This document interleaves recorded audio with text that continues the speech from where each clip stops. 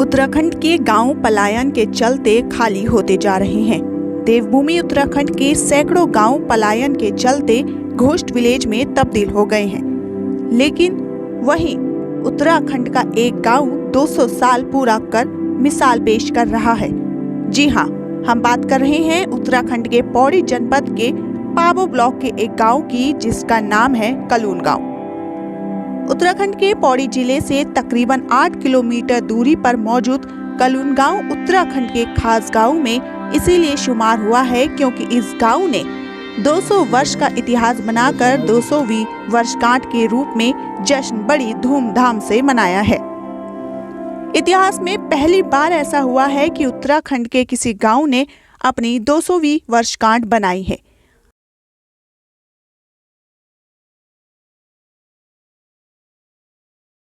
कि हम अपनी पुरानी परंपराओं को भूल गए हैं। हाँ जी। हम चाहते हैं कि जिन्होंने हमारे गांव की स्थापना की, उन पूर्वजों को हम जिस तरह से श्राद्ध देते हैं, इस तरह से उनको श्रद्धांजलि दें। ये मेन मुद्दा हमारा ये है। बचपन से मुझे पता था, अच्छा, मेरे बुजुर्गों से मुझे पता था कि 1822 के सर्वे में जो यहाँ की पैमाइश होती है, उसमें हमारा गांव सबसे पहले चढ़ा है।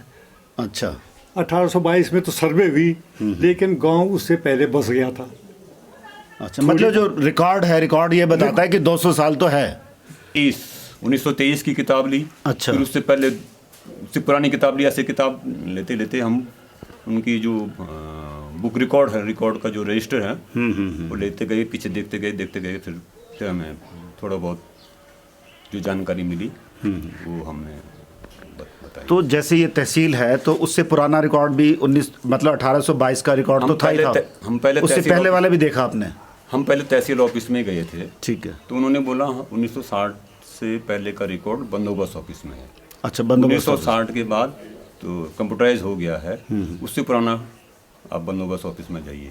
ठीक है। हाँ, उड़ीसा और गुजरात दोनों जगह के पंडित आए हुए जो यात्रा पे आते थे ना। हाँ, बद्रीनाथ यात्रा वो कई लोग देखते रहे।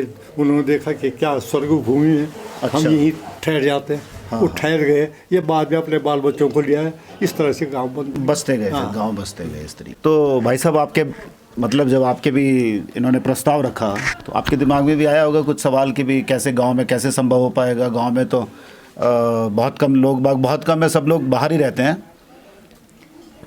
देखिए, जब मेरे पास चाचा जी की चिट्ठी आई तो पहली चिट्ठी का मैंने इतनी गंभीरता से नहीं लिया, क्योंकि यहाँ की विषम परिस्थितियों को देखते हुए मैं ये पाता था कि यहाँ कुछ भी करना बहुत ही ज़्यादा डिफ़िकल्ट है।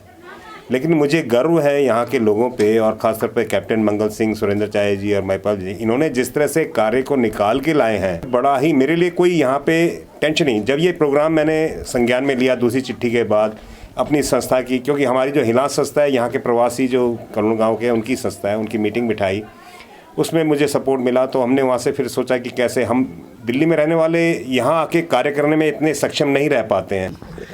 तो जैसे आपने बताया कि गांव वालों ने पूरा साथ दिया, तो थोड़ा सा मुझे गांव के बारे में आप बताएंगे कि यहाँ पर कितने घर हैं टोटल, जिसको हम बोलते हैं कि यहाँ पर बसे हुए जो लोग हमारे गाँव। जब हमने ये इस कार्य की शुरुआत की, सबसे पहले मैं सारे गाँव के मैंने एक लिस्ट बनाई जिनका मैं नाम लेके आया, जो हमारे प्रवासी लोग, अप्रवासी लोग और जो जिस परिवार से आते हैं सबकी हमने लिस्ट बनाई और अलग अलग। उसके बाद हमने पौड़ी बंदोबस्त कार्यालय में गए।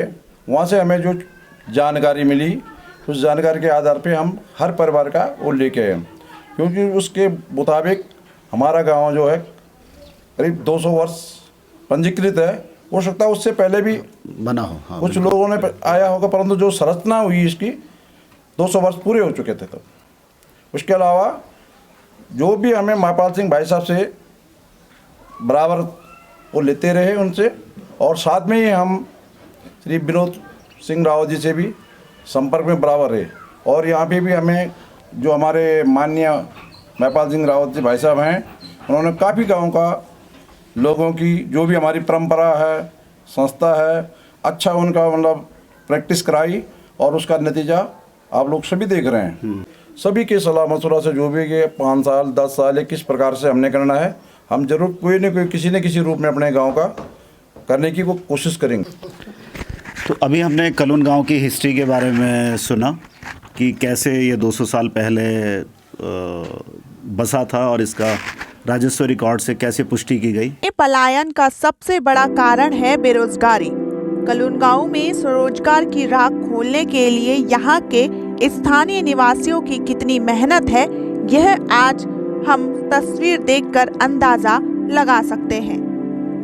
कलून गांव की मिट्टी में वाकई कोई ऐसी बात है कि यहाँ गांव के हर घर में नारंगी, सेब, अनार जैसे रसीले फलों के पेड़ लहरा रहे हैं। इसी खासियत के मद्देनजर अपने गांव में रोजगार के अवसर बनाने के लिए गांव के ही एक बेटे विक्रम रावत ने पहल की। विक्रम रावत वैसे तो पूर्व बैंकर रहे हैं, लेकिन अपने गांव की माटी से प्रेम ने उन्हें अपनी मिट्टी में मेहनत सींचने पर मजबूर कर दिया। साल 2000 में उन्होंने अपने गांव में सेब के कुल 1800 पौधे उगाए, जिसमें बेहतरीन फल आए। उसके बाद 2019 में 150 पौधे उगाए। विक्रम रावत ने स्वरोजगार की राह खोली और ग्रामीणों को भी रोजगार देने का काम किया है। गांव में मौजूद उनकी 3 नर्सरी के सेब विदेशों में भी भेजे जा रहे हैं। उनकी आगे की रणनीति रहेगी कि गांव में विदेशों के अखरोट, खुमानी और अंगूर लगाने पर काम किया जाएगा।